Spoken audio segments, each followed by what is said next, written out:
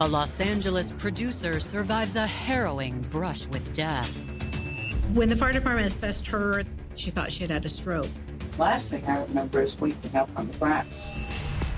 But when police find a dead body in her garage, the case takes an unexpected turn. She was laying on her side with a dead dog behind her. As they search for the truth, detectives unravel a tightly wound mystery. I observed 2 trash cans. There were notes that were attached to the trash cans. The notes talk about what you're going to find. You're going to find 2 females. This is what you're supposed to do with the bodies. Possibly we had 2 sisters, each of whom wanted to die. The investigation reveals evidence of a more sinister plot. There was no indication whatsoever that she wanted to end her life. So was this a tragedy or an expertly crafted murder? Did she accidentally survive, or did she produce this scene and plan to survive the whole time? I kept telling the detective that there's no way that she did this. I get where you're seeing this from. All I can say is, I'm the best person I know.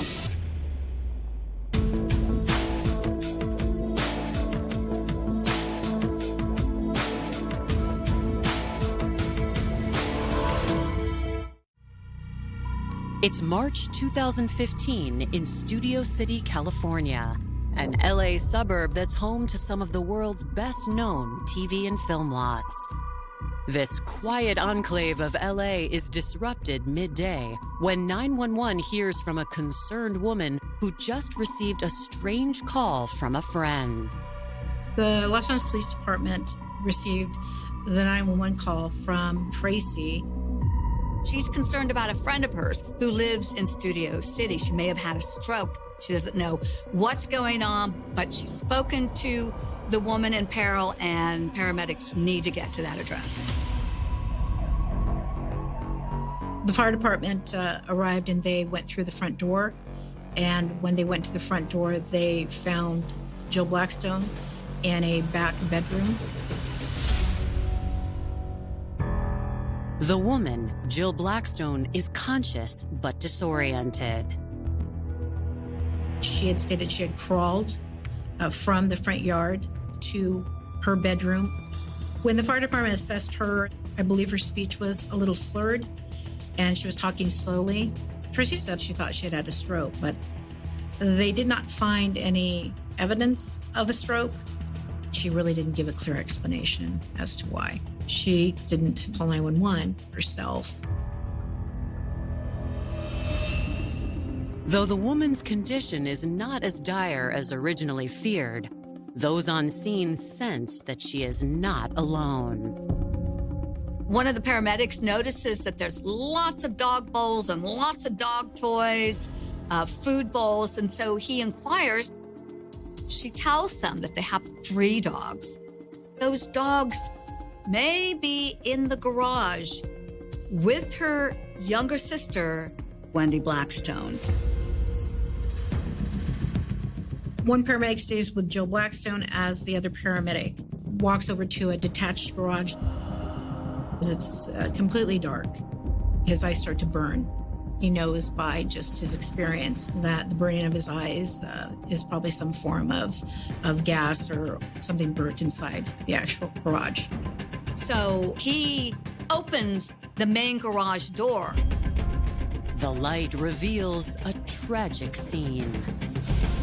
He observed Wendy Blackstone to be laying on her side. He went and checked for vitals and found that she was deceased. As responders take in the scene, they discover charcoal smoldering in a grill and the 3 family dogs. One dog was dead next to Wendy Blackstone's body. 2 dogs were still in movement. To see a dog deceased and dead like that and next to a body and seeing the way that Wendy Blackstone was, I think it was very difficult to see that. Detectives are called to the scene as first responders tend to Jill and the surviving dogs. Tracy had gotten there right when they were taking Jill Blackstone out on a gurney to the ambulance. We didn't interview Jill at that time. Animal reg came out and took those dogs to a hospital. So one of the dogs had sort of arc-shaped burns on his nose that were consistent with him trying to knock over the Weber grill, and it was knocked over. As detectives assess the scene for any signs that could have led to their deaths, they identify some troubling notes. I remember entering the garage, seeing Wendy on the ground and dog next to her. The barbecue still on, and a big culprit could be carbon monoxide. And then we see these notes. In front of a detached garage, there were notes that were attached to the trash cans. The notes talk about what you're going to find inside the garage. You're going to find 2 females that do not want to be resuscitated. This is what you're supposed to do with the bodies. This is what you're supposed to do with the dogs. It seems like they wanted to both commit suicide, but someone's alive and someone's now dead. When you go to a scene like this, you're trying to interpret exactly what happened.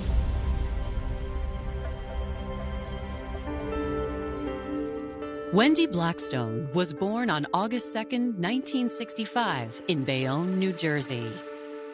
There were 3 sisters. There was Wendy, Lisa, and Jill. And Jill was the oldest, then Lisa, and then Wendy was the baby. In her early teenage years, Wendy found herself having trouble with the basics of life. Wendy did mention having problems at her bat mitzvah. She mentioned it was very dark and she was very uncomfortable at the celebration. That may have been like the clue that got things rolling. Wendy was diagnosed by the same doctor as I was. Wendy had something called Usher syndrome, which combines retinitis pigmentosa with hearing loss. Retina pigmentosa is a degenerative eye disease that continues to degenerate all the way through life to the point where a person will become blind. I had the idea that possibly we could make a site for RP and Usher people to be email pen pals. I met Wendy online in the 90s. We mostly didn't talk about vision problems. We talked about life. Wendy was a nice person who did her best with what was handed to her. A very kind person. Wendy was determined not to be a do-nothing person. She went to a private school, and then she also went to college and got her degree. Jill looked out for Wendy. Wendy was the baby sister, and Jill was there pretty much every step of the way, helping her. Wendy worked after college while living at home, before eventually receiving Social Security payments when her vision and hearing declined. Meanwhile, older sister Jill had gotten her master's degree in communications, got a job as an executive assistant at a TV station, and really built quite the career for herself. She comes out to Los Angeles and she's doing reality shows. She got a job at Jerry Springer, and several years later, she became an executive producer for Divorce Court. At one point, we produced the same talk show just at different times. So we both produced the Sally Jesse Raphael show. Jill, I think, had the reputation of having high expectations. She was successful. At one point in my career, I was managing editor and senior correspondent for a TV show called Crime Watch Daily. I remember one day, Jill came in and sitting right next to me. This was a daily, news magazine show where you had to pound out scripts. She was making a lot of money and she had the big house in the Hollywood Hills, plenty of bedrooms for the whole family when they come out. Everything was great. when we were producing talk shows together. Wendy would visit Jill in LA, so she'd fly from New Jersey to LA on her own. Wendy would visit Jill in California frequently, and she liked it. It was bright and sunny and warm. Jill took it upon herself to say, hey, Wendy, come live with me. Jill has no kids, and she's single. For Wendy, this was paradise. It was great. And Jill thought, well, why not? Come stay here. I've got plenty of space. And that's what Wendy did. Wendy, she had friends in LA. Wendy was trying to have a more independent life. I think that Wendy found that she preferred to be in Los Angeles where she had friends her own age. And it was very fun to be with Jill. She was Jill's biggest supporter.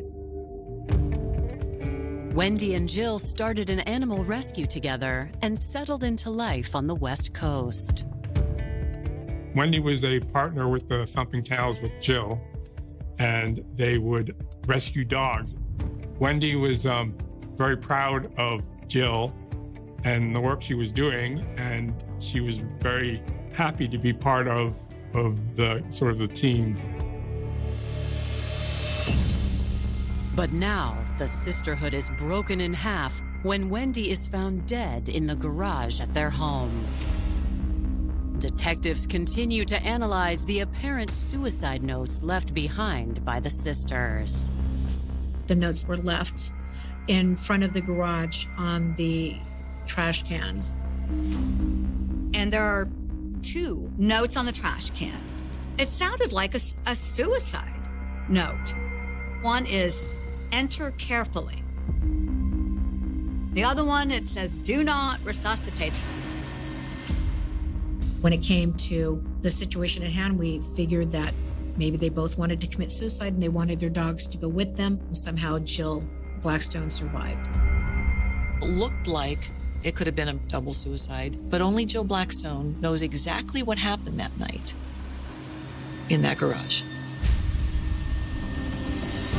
Coming up, Jill tells her story. She can't do anything without me. But in the hands of a seasoned producer, the mystery deepens. Wendy is consuming my life. I didn't know what else to do.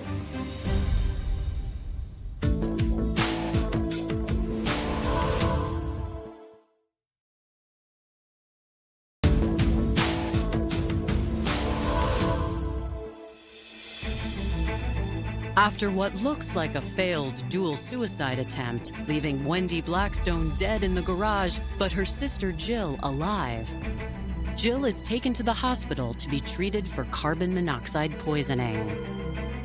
Tracy, who had contacted 911, was there. A police officer had reported that he had overheard Tracy ask her, "Did you do this on purpose?" And Jill responded, "No." That was a weird statement to me. By no means did Tracy go inside the actual perimeter of the house. So that was important for us to talk to her to find out why she asked that question and exactly what it meant. Thinking Tracy will have additional insight, investigators bring her to the station to give a formal statement. When asked about why she had stated to Jill, "Did you do this on purpose?" she stated that Jill was now getting tired of taking care of her sister and was hoping that her sister could go back and stay with her family on the East Coast and Jill could proceed on with her life. That didn't happen. So she thought possibly that Jill had done something. Troubled by this statement, police ask Tracy for more information about her relationship with the Blackstone sisters. She was a veterinarian for the dogs that Jill had notes that were attached to the trash cans said to please call the veterinarian Tracy to take care of their dogs.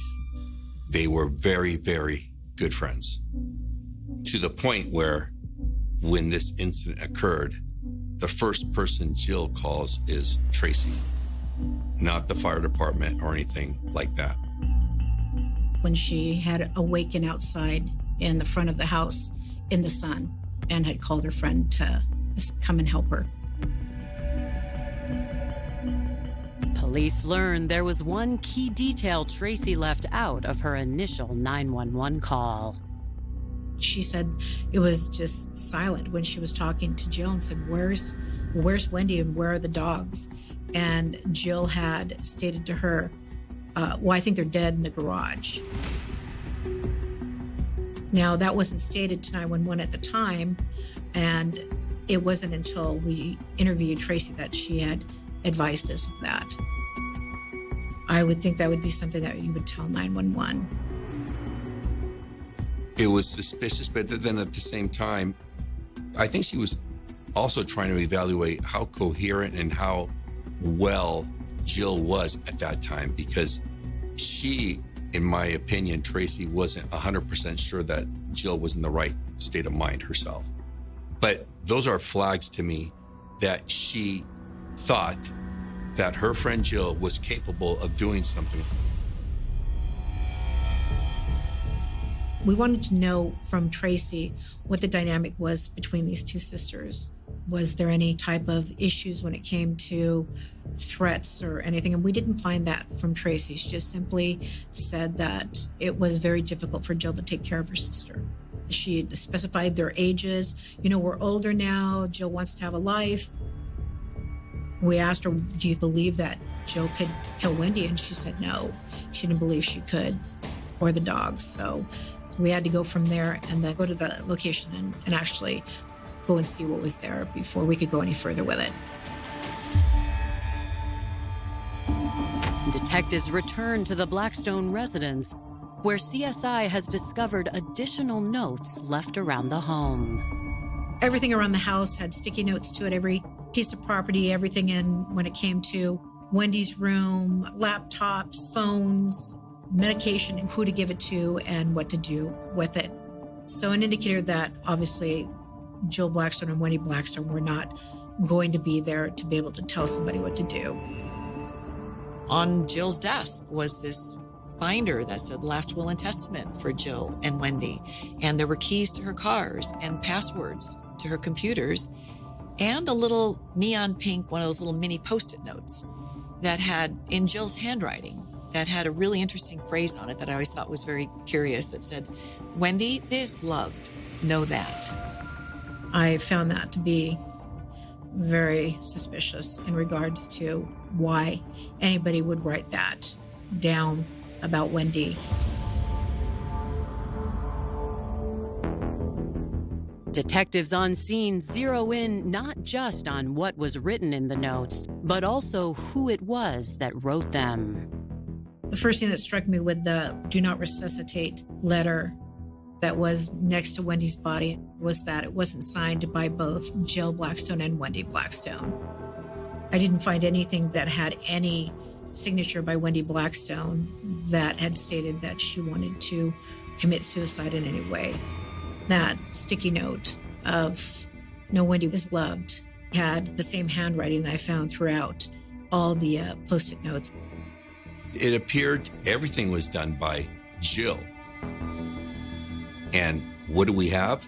We have Wendy dead, Jill alive. And Jill is saying, Wendy wants this too. Having at first viewed this as a failed suicide pact, police are now beginning to see things in a very different light. Based on the evidence that I had seen, a potential murder-suicide, and the fact that her best friend's asking her, did you do this on purpose? Those are flags to me. We needed to have a conversation with Jill. Jill had all the answers. After processing the crime scene, the next day in the morning, we went to go talk with and see if Jill Blackstone would be interviewed. She was at the hospital being taken care of for carbon monoxide poisoning, and we had her on a suicide watch to make sure that nothing would happen to her. We engaged in a friendly conversation. She was answering questions in regards to her life, the fact that she worked for the Springer show. Oh, yes. That's a very tip. Oh, did you? He's still going. He's still the best guy in the world. She was just talking about her career. It's impossible not to realize that she's smiling and happy, delighted to reminisce about it. When's the first time that you found out about your sister, that you knew that she died? I have a very hazy memory of somebody saying, as I was getting into the ambulance, Wendy is dead. I'm trying to stay present for you because I'm in a little bit of shock. For someone that had just gone through this event, who had lost a sister, I would have suspected to see someone that was more on the grieving side. When detectives start to ask about what happened to Wendy, Jill quickly goes on the defensive. Do you know why I talked to you about what happened? I imagine because there was death at the home. A little bit of history might help you. Wendy is disabled. She can't do anything without me. She can't drive. She can't go anywhere. She's socially isolated. She can't work. Jill really made it seem like Wendy was completely dependent on her. The last few years, it's gotten profoundly worse. I've lived with so I'm tired a lot.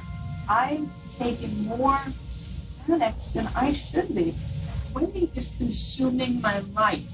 I was just tired of taking care of her. She appeared to just be tired of her, and she didn't want her in her life anymore.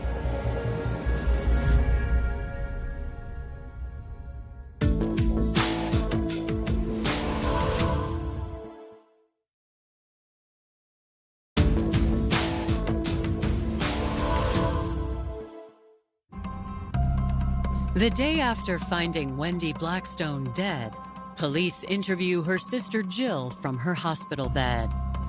Jill details she has housed and cared for Wendy for over a decade. Jill really tried to give Wendy a nice life. I think it started to get burdensome for her. It seems like maybe Jill was sort of responsible for her. Jill explains that on March 13th, the night before Wendy was found dead, the two held a celebration for her sister's beloved dog, Ollie, who had died the previous year. Wendy's favorite dog of all the many dogs they'd had was a dog named Ollie. And so they would celebrate him from time to time. We'd fire and we made burgers. And we ate burgers for a while. And, we talked. Jill said that it was getting chilly out that night, and they transitioned into the garage. Inside the garage, she says she burned charcoal not just in a newly purchased grill, but also in a large metal trash can. Just making it seem like a really nice sister event, celebrating the life of a dog that Wendy loved. And I said, we have marshmallows. And she said, oh, those mint marshmallows? And I said, yeah. She said, that will be good. Jill said she was running inside to go get marshmallows in the kitchen. But then Jill tells officers that she passed out. So that's the last thing you remember? Last thing I remember is waking up on the grass. She claims that she fell on her way into the house and then didn't remember anything till she woke up with the heat of the sun on her face. She painted that picture of this horrific accident. Jill begins to struggle answering detectives' more pointed questions. Well, at that point, that's when I asked her about these notes. Wait, what about these notes at the scene? And then she goes on and says, those notes were placed there days before because I was really struggling and I was just trying to obtain the courage to possibly do this murder-suicide plot. But she couldn't get herself to do it. I just got my courage up and I stuck them up one day. Over the weekend, maybe. I thought if I saw them, I would have courage. So you're the one that actually pulled the barbecue and the tin garbage can inside the garage. You said you closed the garage door and the garage door was closed. I thought maybe I did. And maybe I really did that. I don't remember that. This was taped on your trash can in front of the garage. And says both parties have do not resuscitate orders. Yeah, I didn't know what else to do. When asked if Wendy ever wrote anything or said anything about committing suicide with Jill or wanting to be killed in any way, she said, oh, no, absolutely not. She never wanted any of that. And you just try to help us explain. That's all that we're asking. Well, part of it is that the obvious answer is that carbon monoxide poisoning. Part of it is maybe part of it just snapped. I don't know. I don't know what that feels like to snap. And then having this carbon monoxide brought that out, I think. I can tell you, I've never snapped in my life. People think I'm the strongest person in the world. The notes and complaints you're talking about in the beginning of how difficult it is to be with Wendy. Wendy had no idea of this murder-suicide pact. So to now transform it into, we were just having a really nice party and it was a horrible accident. That isn't consistent. My partner advised her that she was going to be arrested for the murder of her sister, Wendy Blackstone, and the situation with the dogs, the abuse, and that we were going to present it to the district attorney. And after that, we pretty much knew there was going to be more to do. But as the interview wraps up, Jill continues to maintain innocence. I get where you're seeing this from. All I can say is, I'm the best person I know. I devoted my life to saving animals and saving people. I'm a good person. I devoted my life to helping Wendy. And I would never want to break her harm.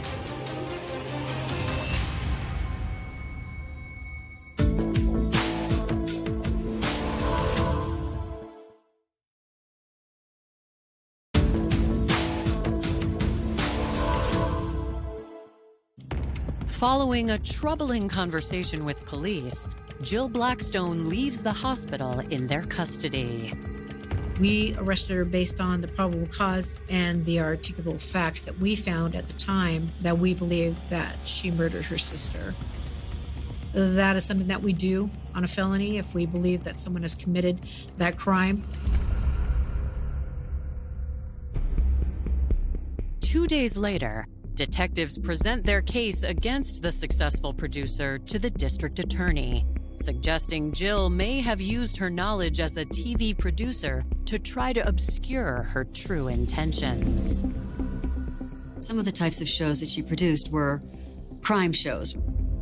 So I think she managed to throw a fair amount of darkness on the situation. I do think that the initial appearance of the case with the suicide notes and the deteriorating health of both parties probably made it seem that a jury might not convict.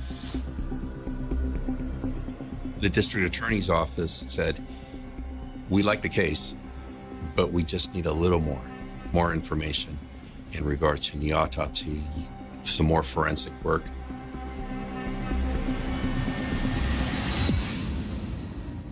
With no charges filed, Jill is released while investigators continue to bolster their case. At Wendy's autopsy, other than the effects of Usher's syndrome on her sight and hearing, the medical examiner finds no signs of ill health. She was a 48-year-old woman in exceptionally good physical shape who worked out 45 minutes a day on a treadmill. She was slender, athletic, no disease evident, no health issues. The presence of Xanax with the carbon monoxide was her cause of death. I had spoken to her internist that had taken care of her over a 4-year period, and he had stated to me that he had never prescribed Xanax for Wendy Blackstone in any way. He was shocked to find out that she had Xanax in her system and stated, I can testify to you that I have never heard her talk about being depressed or have any mental issues. We only knew of one person in the household that had Xanax, and that was Jill Blackstone.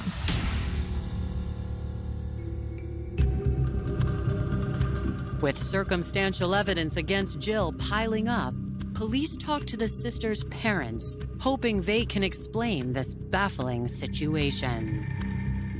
We wanted to see exactly what the dynamics were with the family. They wanted to be helpful with the investigation initially.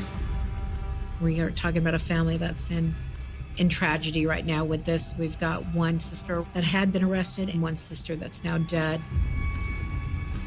When we advised the family of what had happened and what we believe to be intent on Jill wanting to kill Wendy, they absolutely did not believe any of that. They believed it was an accident. We left it at that time because there was still more to do on the case. With the story of what exactly happened in the garage still shrouded in mystery, Jill remains free. Next, police turn to Wendy's friends. We email basically once a week. I was waiting for a reply and it was late, but that wasn't completely unusual. I went online and went on Facebook to her Facebook page, and there were people who had posted condolences, and that's how I knew. I didn't even fully believe it at the time that something had happened, and so I contacted Detective Jones of LAPD and spoke to her. John tells detectives what life was like for Wendy in Jill's home. Jill's description of Wendy as being kind of an invalid who was completely reliant upon Jill was upsetting when that wasn't the case at all. Wendy could take care of herself. When I had heard that there was some evidence Wendy had tried to kill herself, I kept telling the detective that there's no way that she did this. Wendy was not a negative person. She didn't like to dwell upon the bad things. She was mostly a positive, forward-looking person. John is not the only one to tell police that Wendy was not suicidal.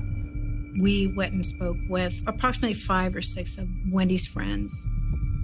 We found that she was a very capable woman. Her friends here in Los Angeles, they always found her very upbeat, supportive. She was always looking to the future. Even though her future maybe wouldn't look so bright to most people, she always found something positive to focus on, which I think is admirable. There was no indication whatsoever that Wendy wanted to end her life. Coming up, detectives push for evidence that will land Jill behind bars. The FBI got things out of that computer that we never could access, and they were extremely valuable. And learn the details of a disturbing previous encounter. She felt like she was drugged, and she said something was in that cookie.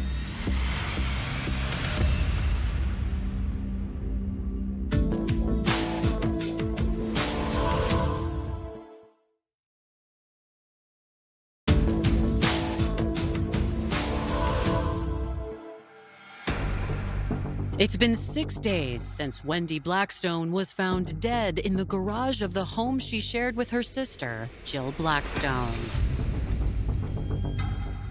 After conversations with the sisters, friends, and family, detectives review Wendy's personal emails.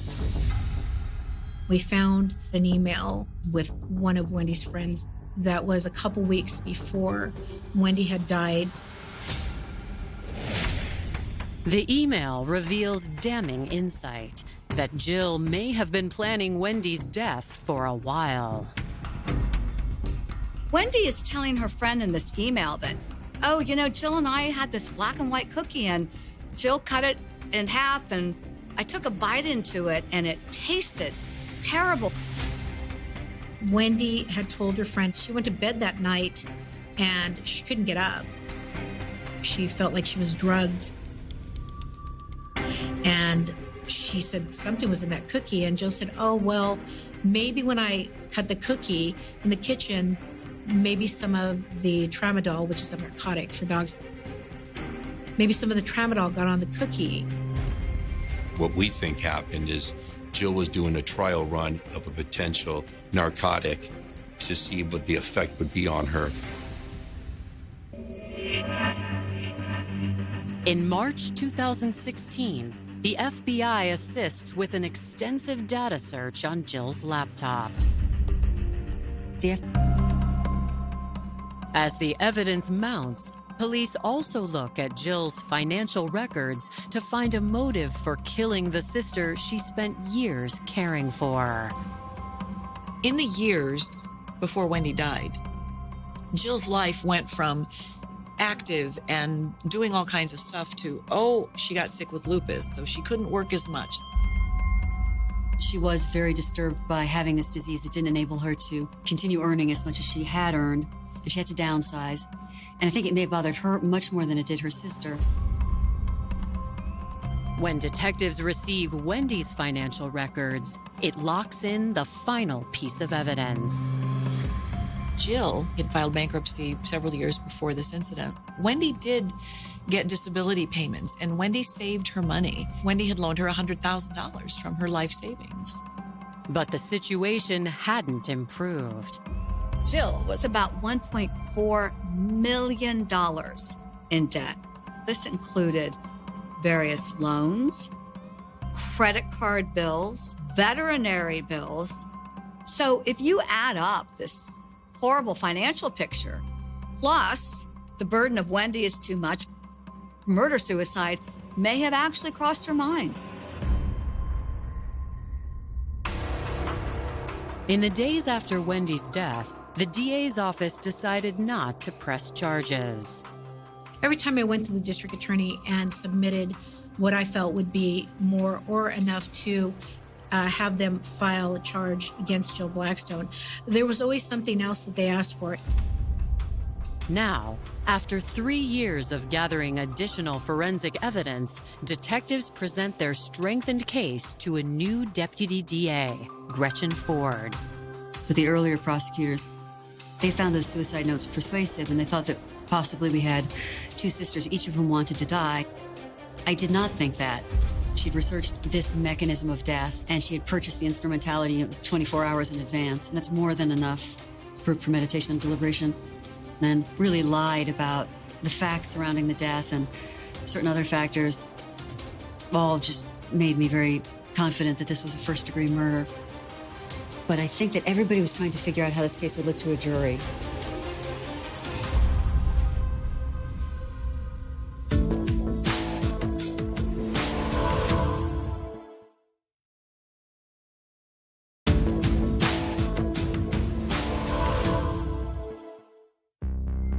With a DA now on board and ready to prosecute, in March 2018, Detective jhene Jones heads to New Jersey with a warrant to arrest Jill Blackstone. We knew that she was in the area in New Jersey by her parents' house. And we knew that by just following her on Instagram. I was able to talk to her parents, and they stated they had not seen her since April. The parents basically told us that they have a lawyer and didn't want to speak anymore. But Jill's lawyer gets word that detectives are looking for her and calls to give them her location. She's in Baltimore, where she's being treated for migraines. And once that treatment is over, Jill Blackstone finds herself wearing handcuffs, and she is subsequently extradited back to Los Angeles, where she faces that murder charge and those animal cruelty charges. Indicted for the murder of her sister, Jill Blackstone never faces trial. So when I talked with prosecutor, police officers, and they were creating the plea deal, I think there was some thought given to the family that they'd already lost one daughter. Now were they going to lose another daughter? She pled no contest to voluntary manslaughter and the 3 counts of animal cruelty. Jill Blackstone is telling the world, I'm not saying that I did it, I'm not saying that I didn't do it, but I will take the punishment to fit the crime. At sentencing, the judge considers the wishes of Jill and Wendy's parents, who have lost one daughter and are facing the imprisonment of another. The family's stance was that she should be given as little time in custody as possible, and that they would take care of her, and that they needed her back. In the end, Jill is sentenced to 8 years in prison. With this case, I think absolutely that justice prevailed, that Jill Blackstone was held accountable, and Jill Blackstone will continue to live this for the rest of her life. At no point did I see any remorse from Jill. She convinced herself that this was an accident when she knew very well, this was not an accident. This is exactly the result that Jill wanted.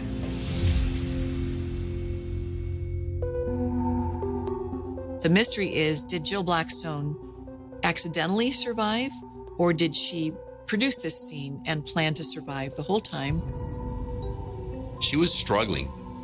I think Jill snapped because in her view, there was no way out. The last thing that could be done for her sister and herself was to take her life and possibly take her own life.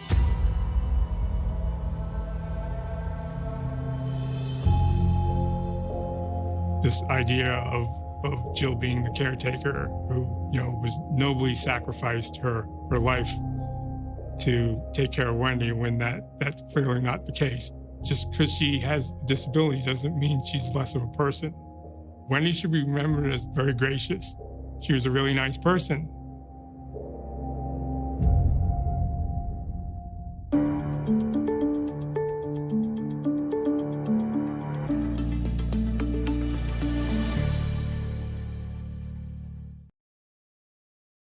Lerwick all day, setting up the festival barriers. I have 50 witnesses who can place me at the Esplanade since noon.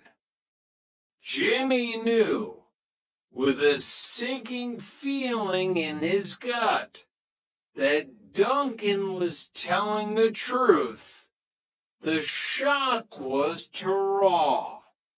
Duncan was a sleazy businessman and an adulterer, but he wasn't a cold-blooded killer running through peat bogs with a hunting knife.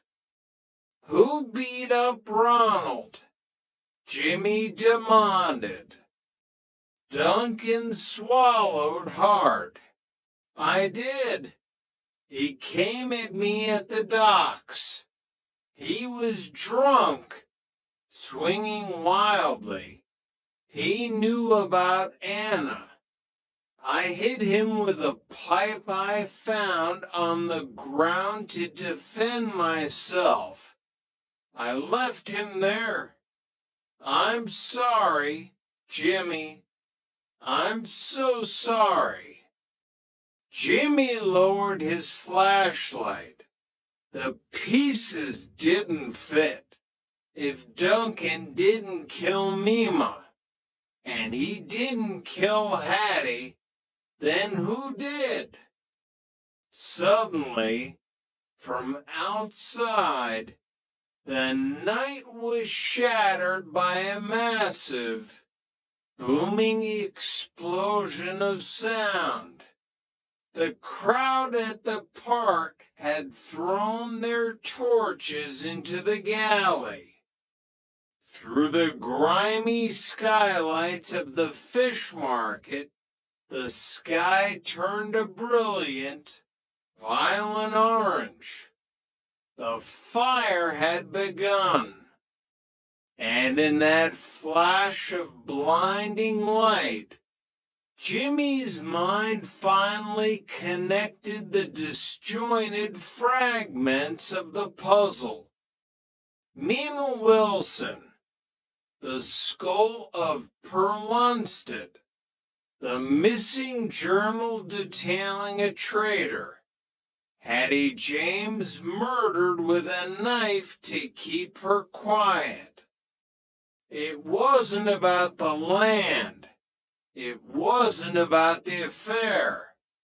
Those were just convenient distractions.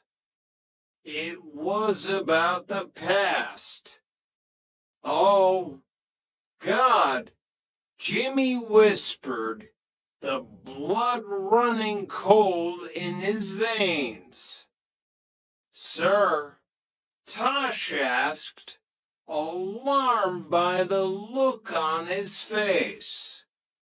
The traitor, Jimmy said, his voice barely audible over the roaring fire outside. The one who sold out the Shetland bus. Perlunstead found out who it was, and he wrote it in his journal. And Mima knew, Tosh realized, she kept the secret to protect someone. Not someone, Jimmy corrected, turning to run back toward the door. Family.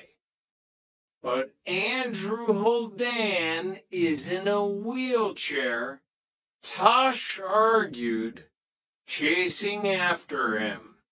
He couldn't have killed them.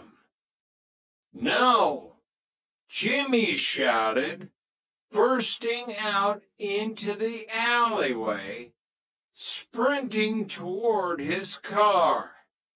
But his grandson could. A grandson who would do anything to protect his family's name and their fortune.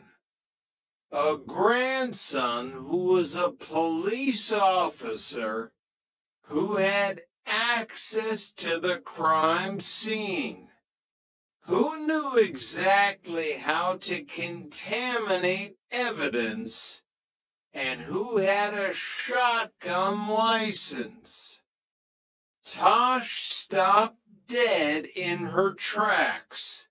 Sandy. Chapter 17, The Sins of the Fathers. The drive to the Wilson house in Lerwick was a blur of adrenaline and dread. Jimmy pushed the engine of his Ford Focus to the limit, weaving dangerously through the festival traffic. Sandy Wilson, the quiet, eager to please detective constable, the boy who had thrown up outside his grandmother's croft. It had been a perfect performance. I told my dad not to come down. I was worried about contamination. Sandy had been alone at the croft for over an hour before Jimmy arrived. He hadn't just discovered the body, he had orchestrated the scene. I used a pen to push the jack. She didn't have anything to steal. He had unplugged the phone so Mima couldn't call for help as she lay dying. And Hattie, Sandy had been off duty today. He had known about the dig, known about the documents Hattie found. He had gone up there, taken Berglund's knife from the empty tent, and hunted her down in the bog to retrieve the journal that named his great-grandfather as a Nazi collaborator. Jimmy slammed the brakes, skidding to a halt outside Joseph Wilson's neat, terraced house. The front door was ajar. Jimmy drew his baton, signaling for Tosh to take the back. He moved silently up the path, stepping through the open door into the hallway. The house was dark, but a faint light spilled from the living room. Jimmy edged closer. He heard the sound of sobbing. He stepped into the doorway, his baton raised. Joseph Wilson was sitting on the sofa, his head in his hands, crying silently. On the coffee table in front of him lay a heavy, leather-bound journal. The pages were yellowed and brittle. Perlunsted's journal. Standing by the window, looking out at the distant glow of the aphmau fire, was Sandy. He was holding his service radio in one hand and a heavy iron poker from the fireplace in the other. He turned as Jimmy entered. His young face was unrecognizable, twisted by grief, desperation, and a terrifying, cold resolve. Sandy, Jimmy said, his voice surprisingly calm, put it down. You figured it out, then, sir? Sandy asked, his voice cracking. He sounded like a frightened child. I knew you would. You're too smart. I know about the journal. Sandy, I know what Andrew Holdan did during the war. Joseph let out a broken wail from the sofa. He sold them out. Jimmy, my grandfather, he sold out the Norwegian boys for German gold to build his fishing fleet. Nima knew. She caught him burying the body. She kept quiet to protect the family name, to protect me. And when the dig started, Sandy continued, his knuckles white around the iron poker. She panicked. She told me she was going to confess. She was going to ruin everything. The whole damn empire. Our name. Everyone would know we were the descendants of a traitor.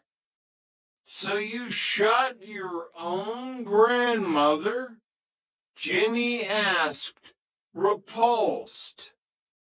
I had to.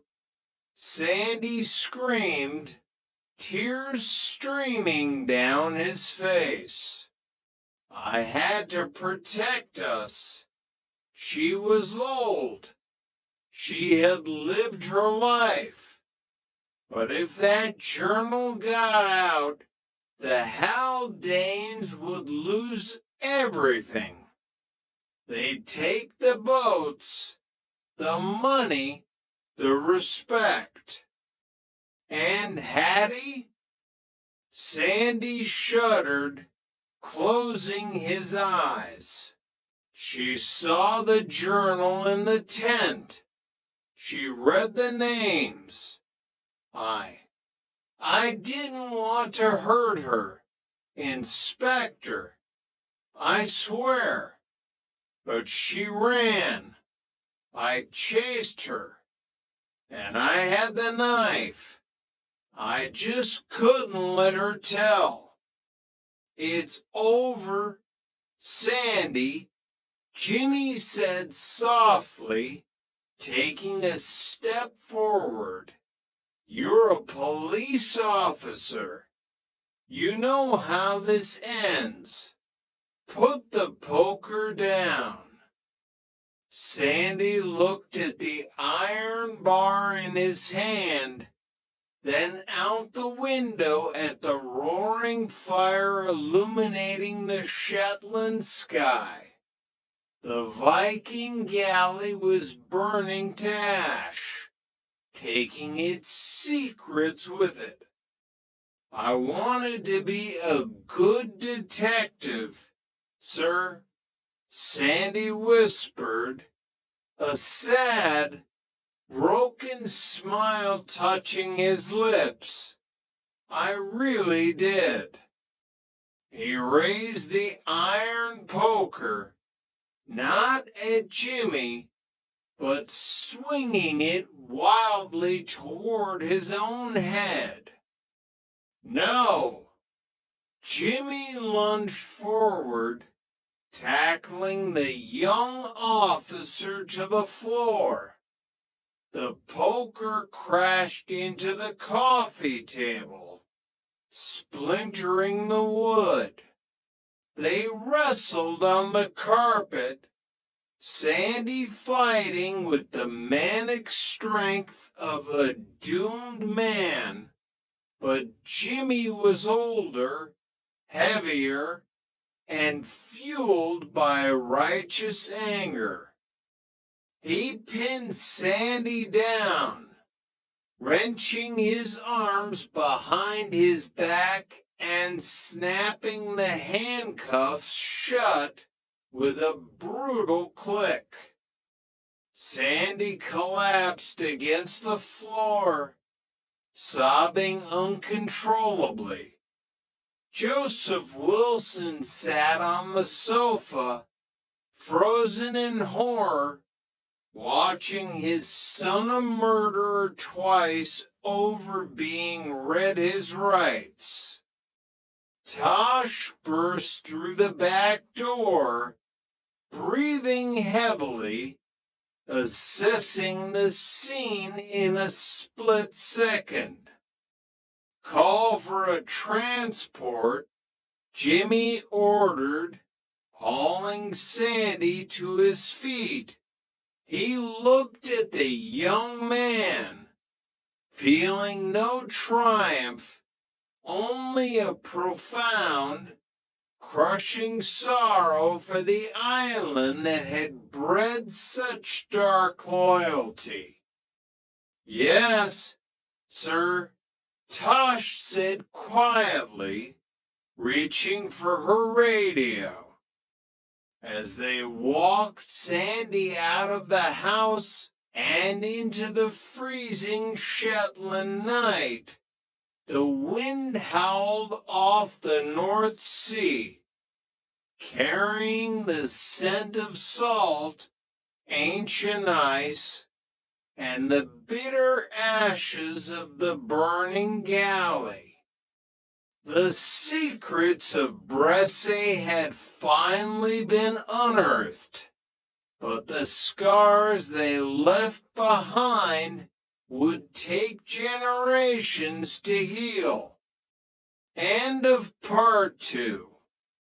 The architecture of masks. Prologue, the cost of a coat. The human face is the most elaborate lie ever constructed.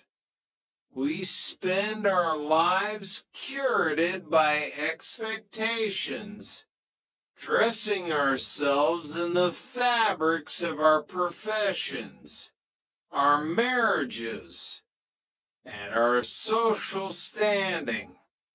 But for some, the mask isn't a social necessity, it is the entire self.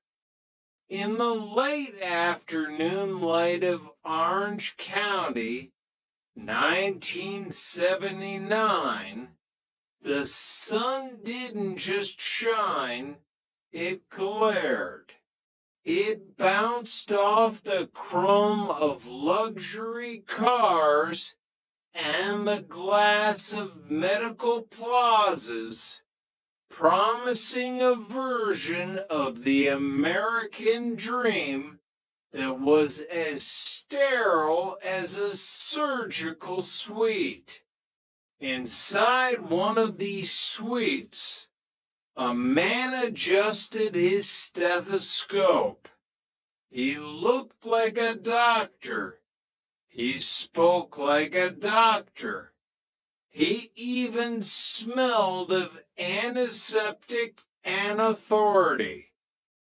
But Gerald Barnbaum knew that if you peel back enough layers of a mask, eventually you find nothing but the cold, hard vacuum of a man who never existed.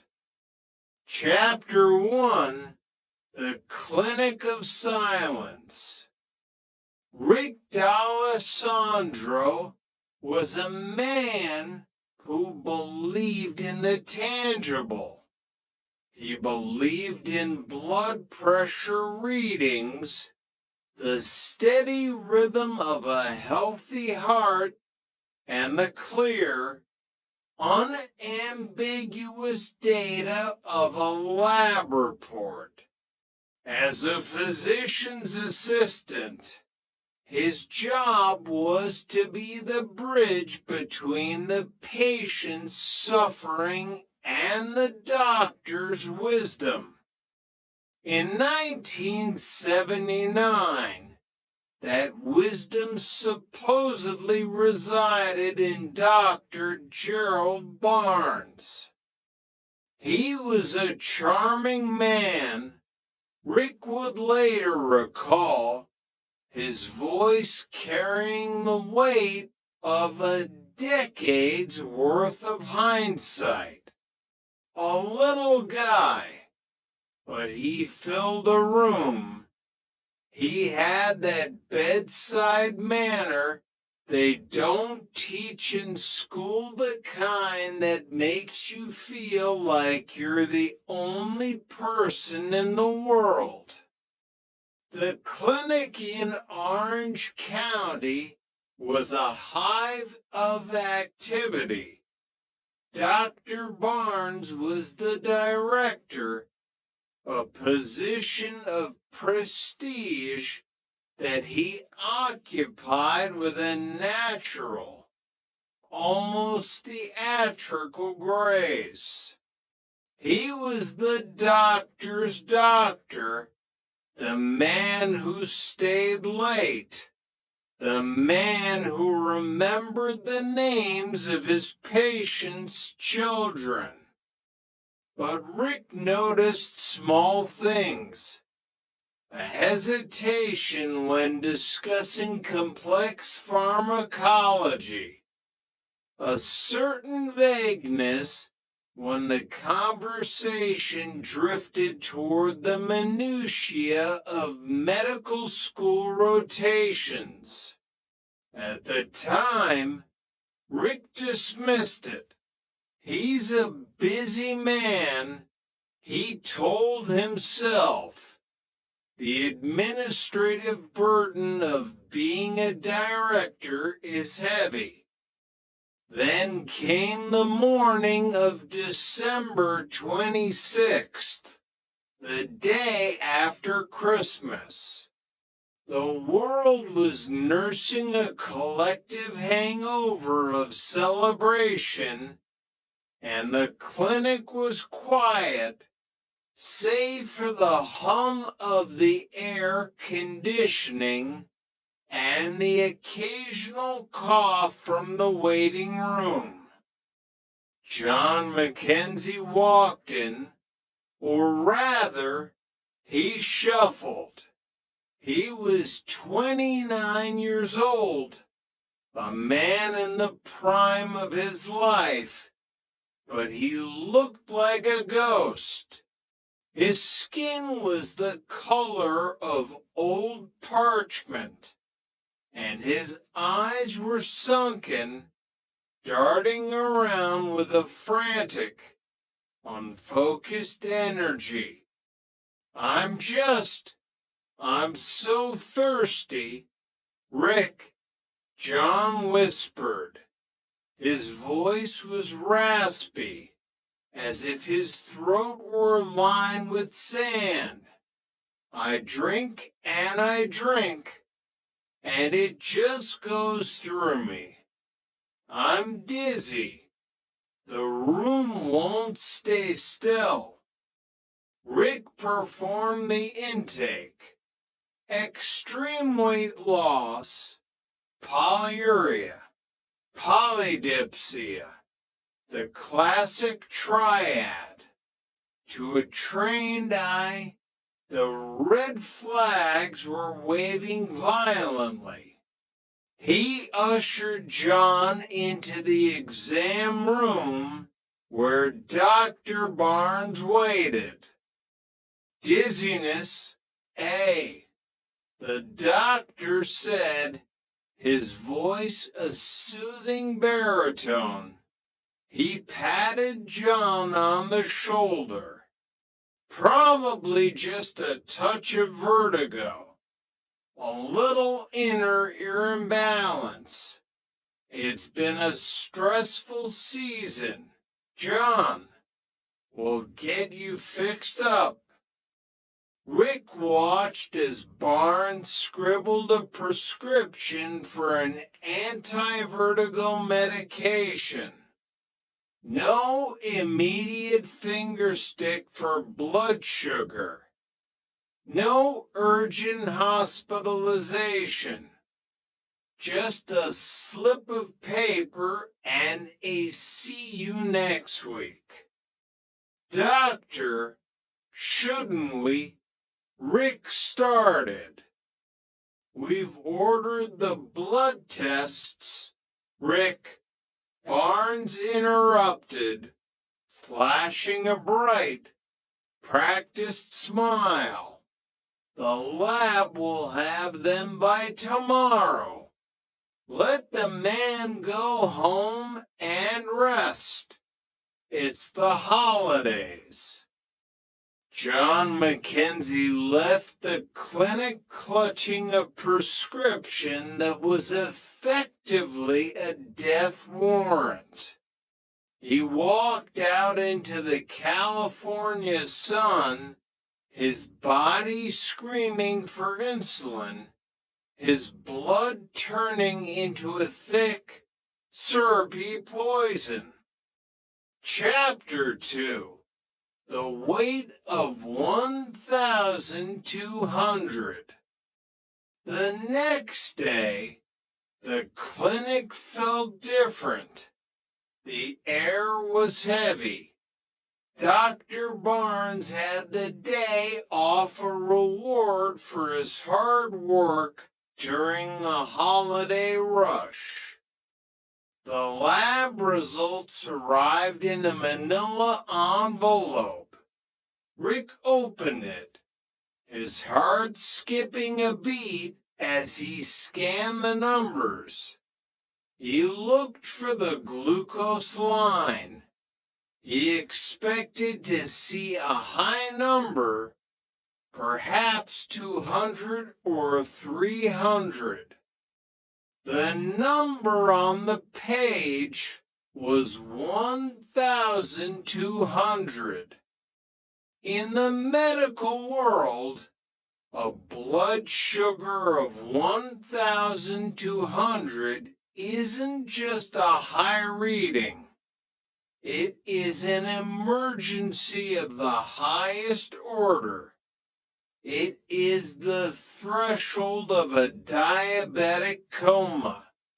It is the body's internal systems failing in real time.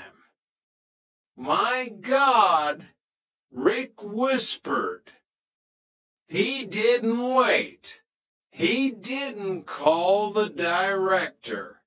He grabbed the phone and started dialing. He called John's home, no answer. He called John's ex-wife. His emergency contacts, nothing. A cold dread began to pool in Rick's stomach. I need a wellness check for John Mackenzie, Rick told the dispatcher at the Garden Grove Police Department. This is a medical emergency. He could be dead or dying. The police arrived at John's apartment an hour later. The silence behind the door was absolute. When they kicked it in, they found him in the kitchen. He was lying on the linoleum, his hand outstretched toward a glass of water he never reached. In his other hand was the prescription for the vertigo pills, the useless scraps of paper given to him by a man of science. John Mackenzie was dead. He was 29 years old. He left behind a 4-year-old daughter named Jill, who would spend the rest of her life wondering why her father never came home from the doctor. Chapter 3, The Actors Resume. Grief is a powerful catalyst. For Rick D'Alessandro, the grief for John Mackenzie quickly curdled into a sharp, piercing suspicion. How could a medical director miss a 1,200 blood sugar? How could a man with a medical degree treat a dying diabetic with vertigo pills? Rick sat in his office, the clinic now feeling like a house of mirrors. He picked up the phone and called the medical board in Sacramento. I'd like to verify the credentials of Dr. Gerald Barnes, he said. One moment, the clerk replied. We have a Gerald Barnes, orthopedic surgeon, practicing in Stockton. Stockton. Rick frowned. That's 400 miles away. This Dr. Barnes is a GP in Orange County. Would you like us to fax his identification photo? When the fax machine began to work and spit out the grainy image, Rick felt the world tilt. The man in the photo was older, with different features, a different jawline. It was a face he had never seen in his life. The man he had been working for, the man who had just treated John Mackenzie, was not Gerald Barnes. The investigation that followed unraveled a lie of staggering proportions. The man at the clinic was actually Gerald Barnbaum, a former pharmacist from Chicago. Barnbaum wasn't a doctor. He was a failed actor and a convicted fraudster who had been caught in a Medicaid scam years earlier. When his pharmacy license was revoked, Barnbaum didn't reflect or repent. He simply decided to play a bigger role. He moved to California, changed a few letters of his name, and borrowed the identity of a real doctor.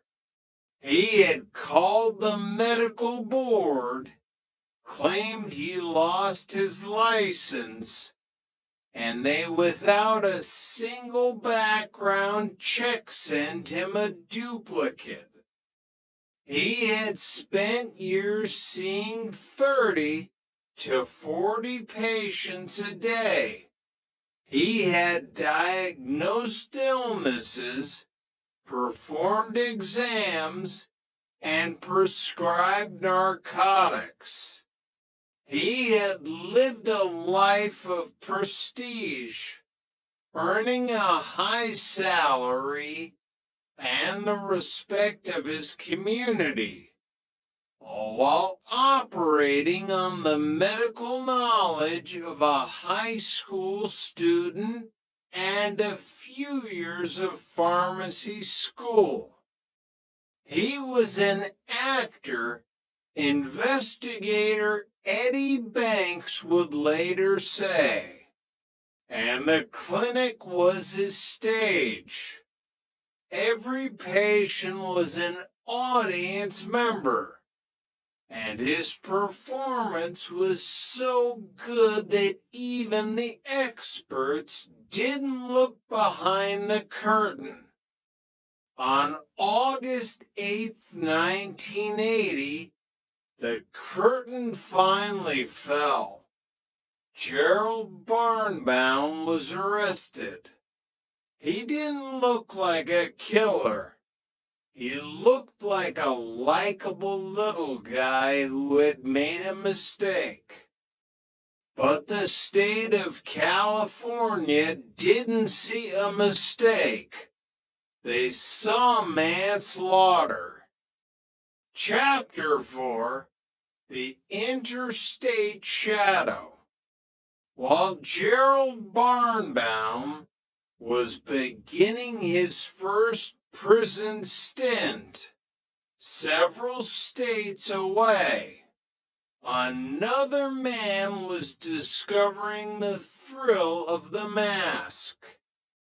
David Brankle did not look like a bank robber. He was impeccably dressed, often in custom-tailored suits that suggested a man of significant means. He was an entrepreneur, a consultant, a visionary. In the small, close-knit town of Bloomington, Indiana, he was the kind of man people wanted to be around. Phil Sperry, a local businessman, was one of them. He was smooth, Phil remembered. He had an answer for everything.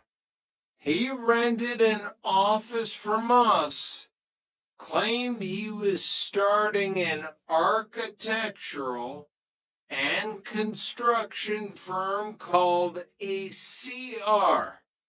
He talked about big projects, city planning, the future. But David Brankle's future wasn't built on blueprints and bricks. It was built on the interstate. Brankle lived a life of compartmentalized geography. In one town, he was the devoted father and husband. In another, he was the dashing boyfriend to a waitress named Donna. And on the highways that connected them, he was the interstate bankmart bandit. His method was a masterpiece of efficiency. He didn't hit the massive, high-security banks in city centers. He targeted the small branches inside grocery stores and bankmarts. They were usually staffed by younger, less experienced tellers. They were located near major highway on-ramps. He would walk in, often wearing a fishing hat or a simple pair of tan coveralls. He didn't shout. He didn't wave a gun. He would slide a note across the counter. I have a gun. Be quiet. Go home alive. He would be in and out in less than 90 seconds. By the time the police were dispatched, Brankel would be back on the I-65 or the I-70, his black BMW cruising at the speed limit, the stolen cash tucked away in a designer briefcase. I think the guy I'm looking for is doing the exact same thing I'm doing. Detective Larry Duncan would later muse. Duncan was the man tasked with catching him. I was sitting at my computer, looking at maps of grocery stores near interstates. And on the other side of the screen, in some hotel room or rented office, David Brankel was doing the same thing. It was a game of digital chess played across state lines. Kentucky, Indiana, Ohio, Tennessee. Brankel was a ghost who left no fingerprints and no trail except for the pattern of his robberies. Chapter 5. The Two-Way Mirror. By the mid-90s, Gerald Barnbaum was out of prison. He had served his time for the death of John Mackenzie, but the prison walls hadn't changed him. They had only refined his craft. While incarcerated, he had taken medical correspondence courses. He had studied the language of healing so he could more effectively poison the truth. He stepped out of the prison gates and immediately stepped back into a lab coat. This time, he found Lisa Roberts. He was the perfect husband, Lisa said, her voice trembling with the ghost of a memory. Flowers, dinners, concerts. He swept me off my feet. He was Dr. Gerald Barnes, the medical director of a high-end clinic in Los Angeles.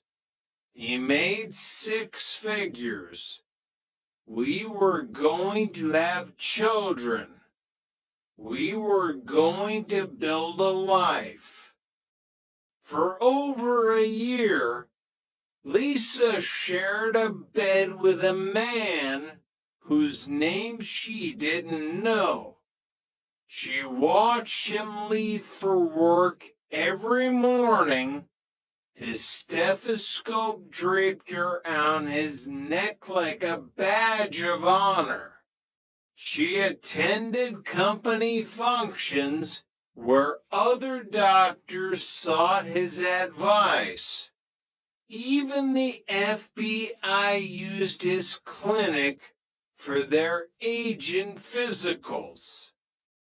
Think of the irony. 100 FBI agents trained to spot deception, stripped down to their underwear, and let an imposter listen to their hearts.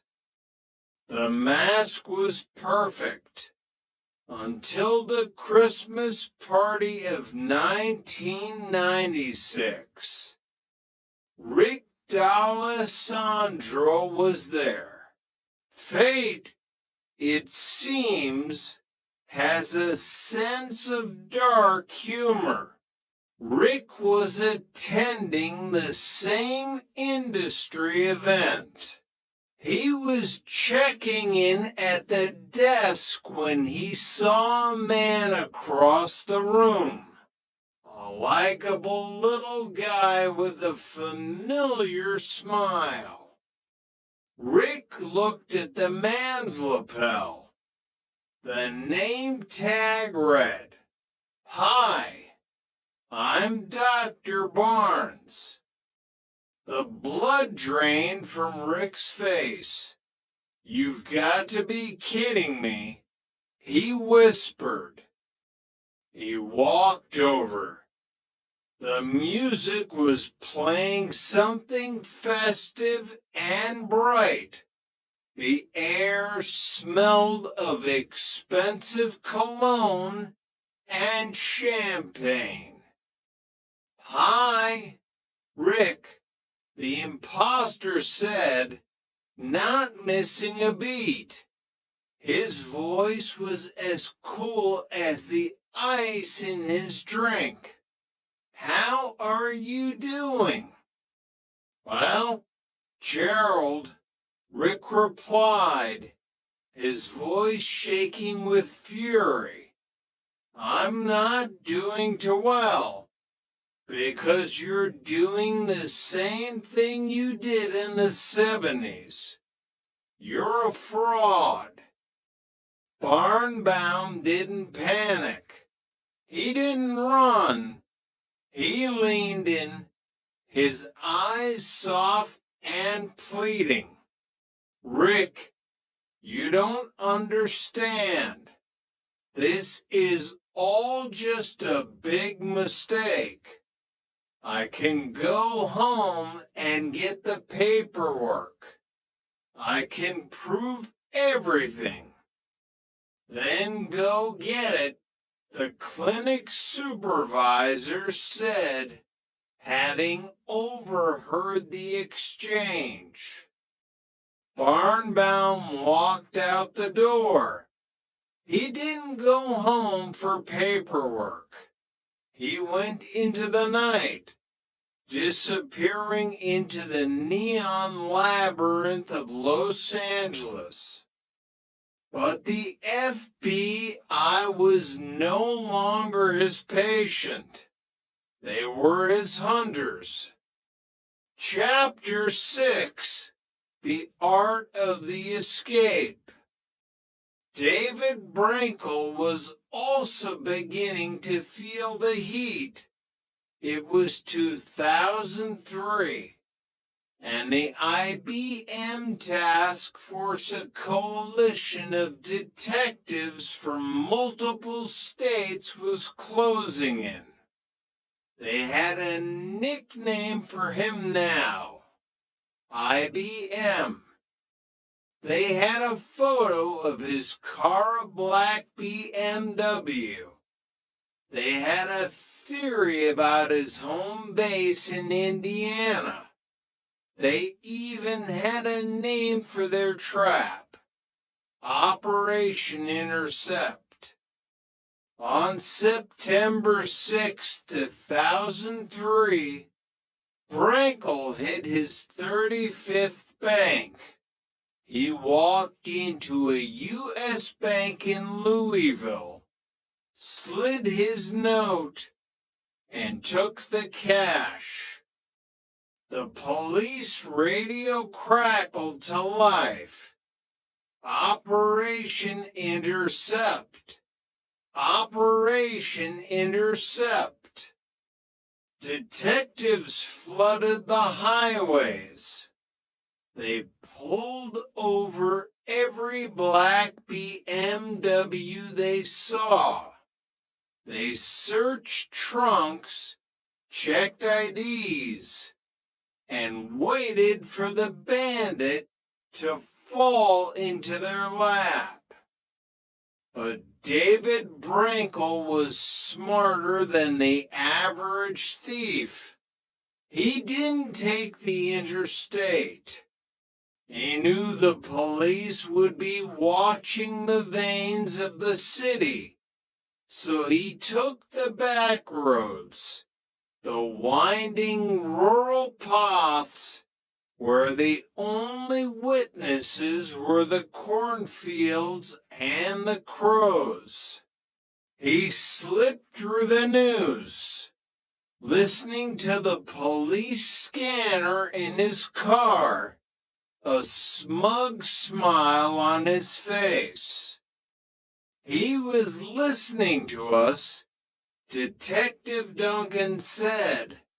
He was one step ahead because he had no conscience to slow him down. Brankel returned to his safe zone.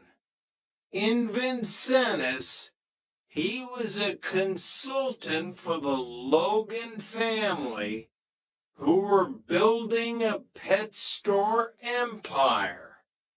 He sat at their dinner table, played with their children, and took their money for consultation fees. He was God's gift to us, Peggy Logan said, or so we thought. At the same time, Brankel was maintaining his relationship with Donna. She was now his getaway driver. They were the modern Bonnie and Clyde, fueled by a mixture of narcissism and high-octane gasoline. My mother said I couldn't even mow the lawn right. Brankel told Donna during one of their long drives. But look at me now. I'm the most successful bank robber in history. He wasn't robbing for the money anymore. He was robbing to prove that the mask was realer than the man. Chapter 7, The Collapse. The end of a lie is rarely a grand explosion.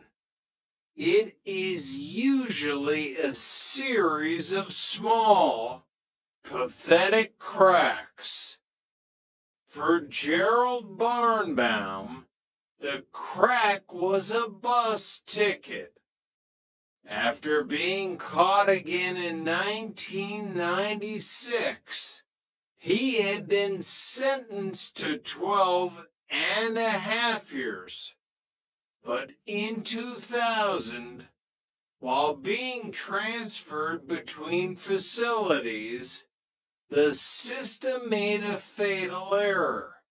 Because he was a low-security inmate, nonviolent fraudster in their eyes, they gave him a bus ticket and told him to report to a prison in Illinois. He didn't go to Illinois. He went back to the only life he knew. He ended up in a North Hollywood clinic, wearing a white coat and a stethoscope, seeing patients under the name Gerald Barnes. When U.S. Marshals finally tracked him down, they walked into the clinic and called out his real name, Gerald Barnbaum. The man in the white coat turned around. He didn't fight. He didn't try to explain. He just looked at the handcuffs and sighed. "You guys are good," he said. For David Brankel, the end came on a cold December day in 2003. He was driving his BMW in Bloomington when he nearly hit a car driven by an off-duty detective named Kevin Hill. It was a routine traffic stop that turned into a 100-mile-an-hour chase. Brankel disregarded stop signs, drove into oncoming traffic, and eventually left the police in the dust. But he had dropped his driver's license. The police went to his home in Vincennes. They found him trying to flee with his son in the car. He abandoned the vehicle and ran on foot, a small knife in his pocket, tripping over a curb in a maze of apartment buildings. When the handcuffs clicked shut, the entrepreneur was gone. The consultant was gone. All that was left was a tired, 46-year-old man who had robbed 43 banks and had nothing to show for it but a suitcase full of disguises. Epilogue: the empty room. In the end, what remains of a man who spent his life being someone else? Gerald Barnbaum is in a federal prison in Minnesota. He is in his 70s now. The real Dr. Gerald Barnes, the orthopedic surgeon from Stockton, still deals with the wreckage of his stolen identity. It's a headache that never goes away, he says. David Brankel is serving 21 years. The Logans and the Sperrys never got their money back. Donna, the Bonnie to his Clyde, received house arrest.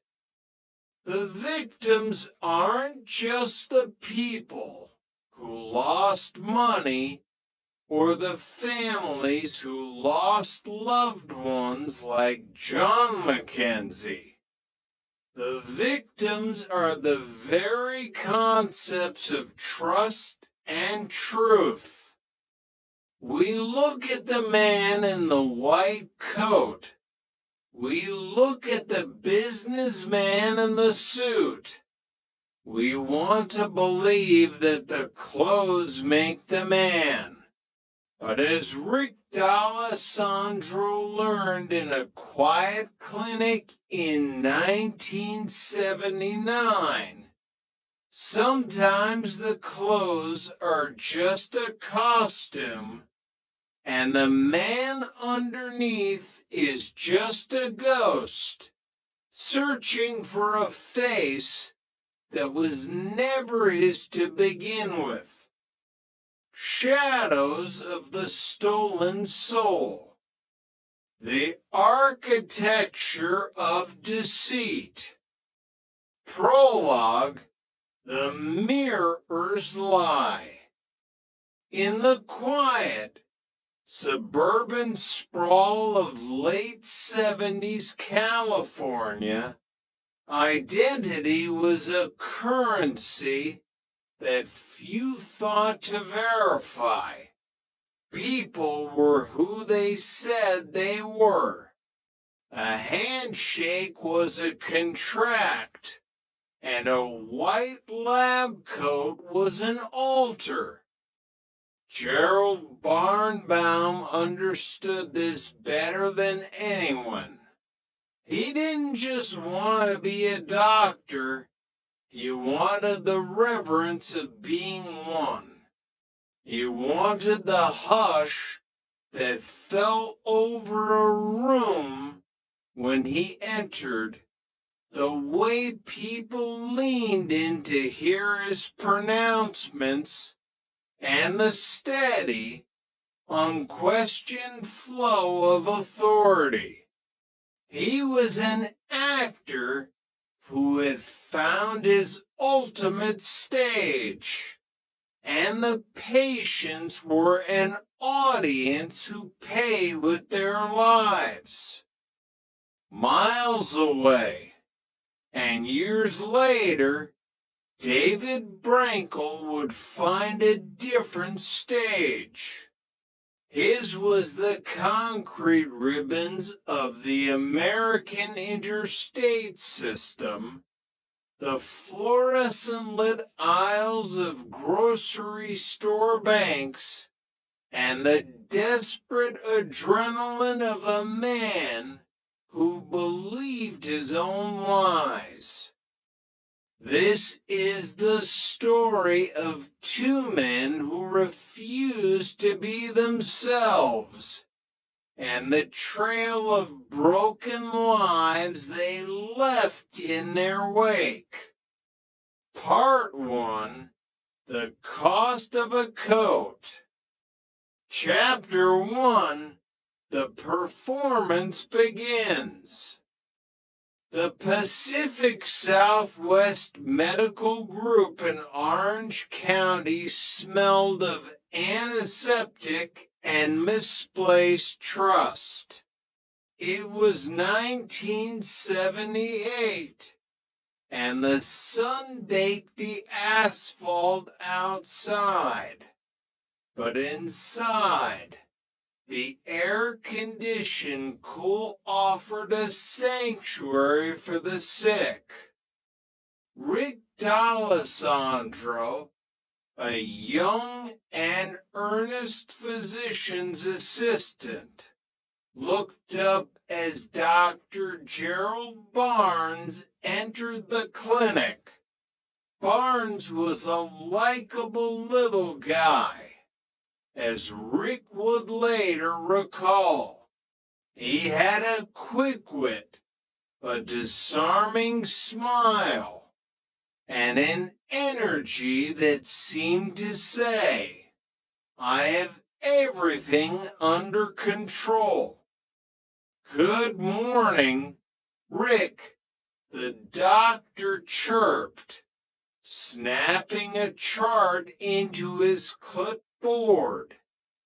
Another day, another miracle to perform.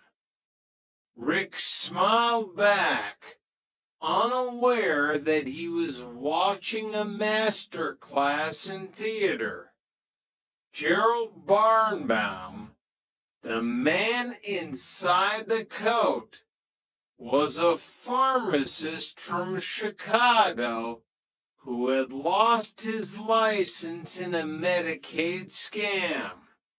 But here, under the golden California sun, he was reborn.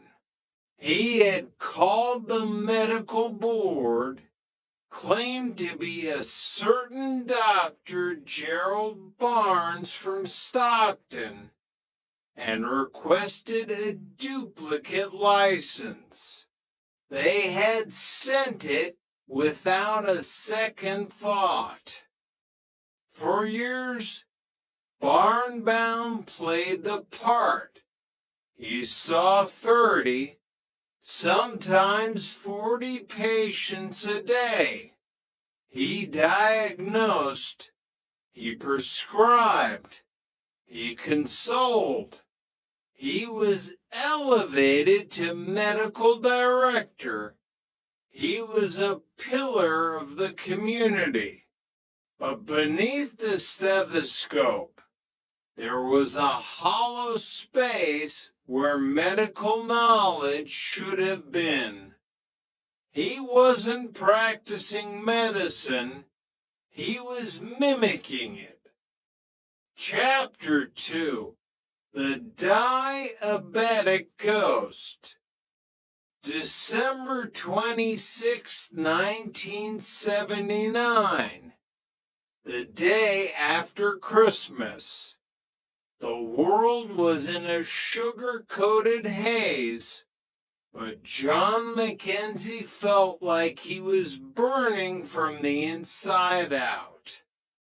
He was 29 years old, a father to a 4-year-old girl named Jill, and he was dying. He walked into the clinic with a thirst that no amount of water could quench. His eyes sunken, his breath smelling faintly of fermented fruit.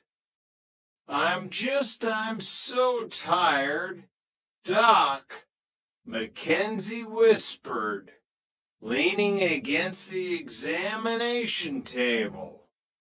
Dizzy. My mouth is like a dessert. Barnbound, the man Mackenzie knew as Dr. Barnes, looked at him with professional concern. He didn't see a patient in an acute ketoacidotic crisis. He saw a nuisance on a busy morning. He performed a cursory exam, noted the dizziness, and reached for his prescription pad. Antivert, Barnbound said, scribbling the name of an anti-vertigo drug. It's probably just a viral inner ear thing. Get some rest, John. We'll run some blood work just to be safe. John Mackenzie left the clinic clutching a piece of paper that might as well have been a death warrant. The next day, the lab results arrived. Rick D'Alessandro was the first to see them. He stared at the numbers, his heart hammering against his ribs. Blood glucose, 1,200 milligrams DL. A normal level was 100. At 1,200, the blood becomes thick, acidic, and toxic. It is a medical emergency of the highest order. Where's Barnes? Rick shouted, looking around the clinic. He's got the day off, a nurse replied. Rick didn't wait. He grabbed the phone, calling Mackenzie's home, his ex-wife, anyone. Silence. Finally, he called the Garden Grove police. When the officers kicked in the door of Mackenzie's apartment, they found him on the kitchen floor. He was cold. In his hand, he still held the prescription for dizziness. He had died in a coma, a victim of a common, treatable disease and an uncommon, lethal fraud. Chapter 3, The Unmasking. The death of a 29-year-old was a tragedy. The negligence behind it was a crime. Rick D'Alessandro couldn't let it go. How could a doctor, a medical director, miss a blood sugar of 1,200? He called the medical board in Sacramento. I need the file on Dr. Gerald Barnes, he said, the one working in Orange County. A few hours later, the fax machine groaned to life. Rick watched as the grainy image of the real Dr. Gerald Barnes emerged. It was a man from Stockton, an older man, an orthopedic surgeon, a man who looked nothing like the likable little guy in the office next door. The realization hit Rick like a physical blow. He wasn't working for a bad doctor. He was working for a ghost. On August 8th, 1980, the charade ended. The police arrived not for a consultation, but for an arrest. Gerald Barnbaum was charged with practicing medicine without a license and, more significantly, manslaughter. It was a Medicaid scam in Chicago that started it. Investigator Eddie Banks noted as they dug into the past.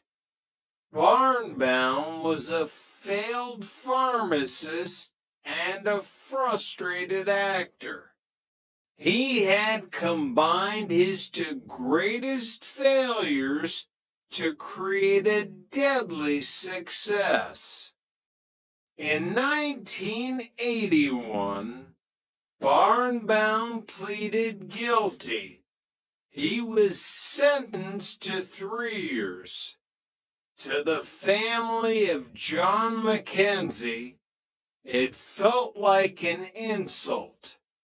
Their father was gone, replaced by a 3-year vacation for the man who killed him. But for Barnbaum, prison was just an intermission. Chapter 4, The Relapse of Identity. Identity theft is an addiction. Some people crave drugs. Gerald Barnbaum craved the title of doctor. Released after 18 months, he didn't go back to pharmacy or theater. He went back to the lab coat. He changed cities, moved to Los Angeles, and applied for jobs using the same stolen credentials. In 1996, he was living a dream. He was married to a woman named Lisa Roberts. He was a six-figure medical director. He was romantic, charming, and supposedly brilliant. I didn't know his real name. Lisa would later sob to investigators. I didn't know his real age. The man I shared my bed with was a stranger.